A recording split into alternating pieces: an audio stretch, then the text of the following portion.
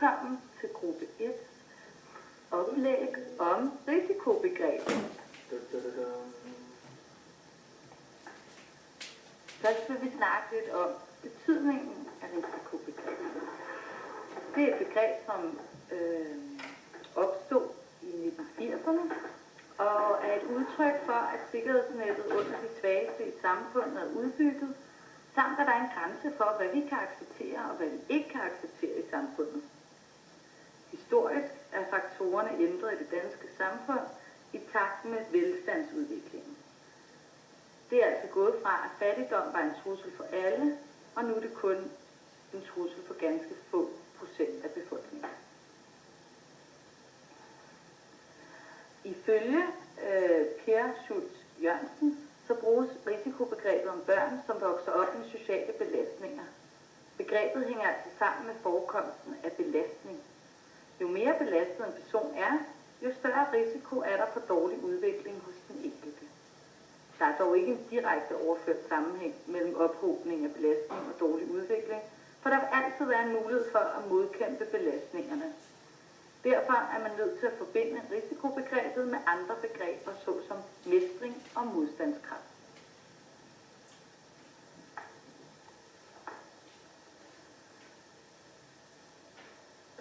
Der er også andre variationer af risikobegrebet. Social arv bruges f.eks. af Gustav Jonsen som begreb for, at børn arver forældres sociale problemer. Teorien lægger op til, at de sociale problemer automatisk overføres, men der gives ikke svar på, hvor mange der arver, hvad der arves eller hvordan der arves. Flere har sat spørgsmålstegn ved begrebet, fordi det giver et overvurderet billede af risikoen. Et andet lignende begreb er omkring risikofaktorer, som bruges om belastninger, som børn bliver udsat for. Fokus ved brug af dette begreb har været rettet mod forældrenes problemer, som det offentlige har registreret. Disse faktorer er tidligere blevet kaldt social arv, men Morten Ejernes mener, at begrebet risikofaktor i barndommen er mere frugtbart at bruge end social arv, da dette kun angiver, at der er en forøget risiko for, at et barn får sociale problemer forårsaget af forskellige risikofaktorer. Begrebet det giver mulighed for at identificere bestemte forhold i børns opvækst. Tilstedeværelsen af disse forhold forøger risikoen for, at børnene får sociale problemer. Ifølge Ejernes er fordelen ved dette begreb, at det ikke er lige så ensrettet som Jonsens begreb om social arv. Risikofaktorer er nemlig ikke kun knyttet til forældrenes situation, men det kan fx også være boligforhold, skole med mere. Og Ejernes siger, risikofaktorer i barndommen er et præcist, men ateoretisk begreb, der ikke lover mere, end det kan holde.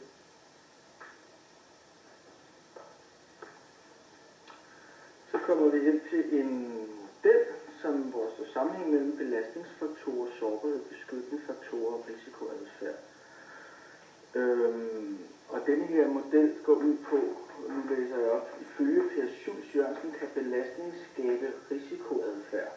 Der har vi her belastningsfaktor, og hvis man får meget belastningsfaktor, så kan det udløse risikoadfærd. Belastningerne kan være kausale kæder, det vil sige, at den ene belastning affører den næste og bliver dermed til ophobninger hos den enkelte person. Disse kausale kæder øger sandsynligheden for risikoadfærd flerdobbelt. Belastning og risikoadfærd står i forhold til begreberne sårbarhed og beskyttende faktorer. Og det er heroppe sårbarhed og nedenunder beskyttende faktorer, som symboliserer, hvor meget modstandskraft man har som menneske. Modstandskraft drejer sig om personers evne til at tilbagevise belastninger og fastholde egen styrke. Med det der mener Per Schultz Jørgensen, at vi som mennesker er sårbare, hvilket giver svækket modstandskraft og samtidig modstandskraft i kraft af beskyttelsesfaktorer, og vi vil derfor prøve at overvurdere belastningerne. Det vil sige, nu læser jeg lidt forkert, at vi har en belastningsfaktor og en risikoadfærd, men vi som mennesker også har en sårbarhed og en beskyttende faktor, det vil sige evnen til at komme ud over de her, eller hvordan man tager imod de her belastningsfaktorer. Hermed bliver sammenhængen mellem de 4 begreber et spørgsmål om, hvilke ydre belastninger, der kan udløse risikoadfærd, og hvor godt rustet man er til at tilbagevise belastningerne og fastholde sin egen styrke.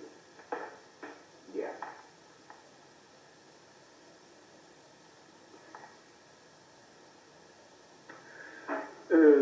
Så har vi et spørgsmål til diskussion, og det går ud på, hvordan genererer man modstandskraft? Hvilke indre evner og ydre beskyttende faktorer kan spille ind her? Og et andet spørgsmål, hvordan kan vi som pædagoger bidrage til at styrke risikobørns modstandskraft? Okay, nu kommer vi videre til det, der kendetegner risikogrupper, som for eksempel risikofamilier og risikobørn. Vi starter lige med at forklare, hvad begrebet risikobørn betyder. Jørgensen betegner risikobørn som børn, der vokser op med sociale belastninger, der kan også omtales som udsatte børn, problembørn, truede børn eller behovsbørn. Disse børn kan have forskellige diagnoser, funktionsnedsættelse som handicap, nedsat intellektuel funktionsevne, eller problemer, der har social og livsstilsmæssig baggrund. Ifølge Jørgensen findes der flere forskellige risikogrupper. De statistikker, som vi har inddraget i vores beskrivelse af risikogrupper, er cirka 12-14 år gamle. Den første risikogruppe, vi vil snakke om, er omsorgsvigtede små børn. Kendetegnes af grov og vedvarende omsorgsvigt fra forældrenes side. Inddeles i aktivt og passivt fysisk og eller følelsesmæssigt omsorgsvigt. Har betydelig risiko for udvikling af fejltilpasning og personlighedsforstyrrelse som voksne. Næste gruppe, det er børn med funktionsnedsættelse. En række forskellige tilstande hos børn fra rent medicinsk neurologiske diagnoser med genetisk baggrund til handicap og lidelse med social årsag. Børn med specifikke indlæringsvanskeligheder, f.eks. ADHD og Asperger. Børn med funktionsnedsættelse risikerer som voksne at befinde sig i en høj risikogruppe med hensyn til kriminalitet og indlæggelse på voksenpsykiatrisk hospital. Baggrunden for forekomsten af børn med funktionsnedsættelse, det er misbrug, kemiske stoffer i industrien, og forekomsten er indgifte i indvandrerfamilier, der øger risikoen for arvelige sygdomme, der giver hjerneskade. Næste gruppe, børn anbragt uden for hjemmet. Det er tit børn af misbrugere, alkohol- og stofmisbrugere. Statistikken viser, at der var cirka 50.000 børn mellem 0 og 17 år anbragt uden for hjemmet for 12 år siden.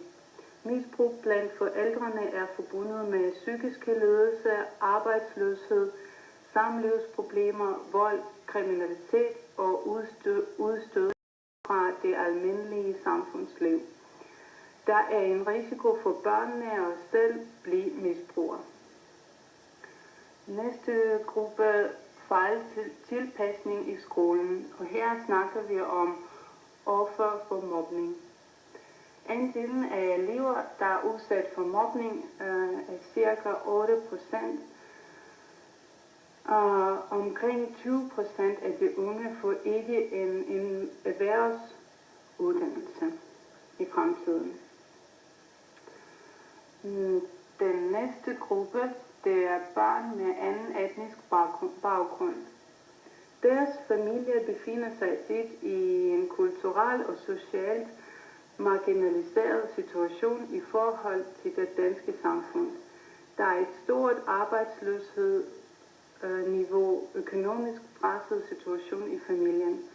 Mulige konsekvenser for børn med anden etnisk baggrund kan være afhængighed af familiebaggrund, risiko for dårlige skoleforløb, svag social integration og tilpasning.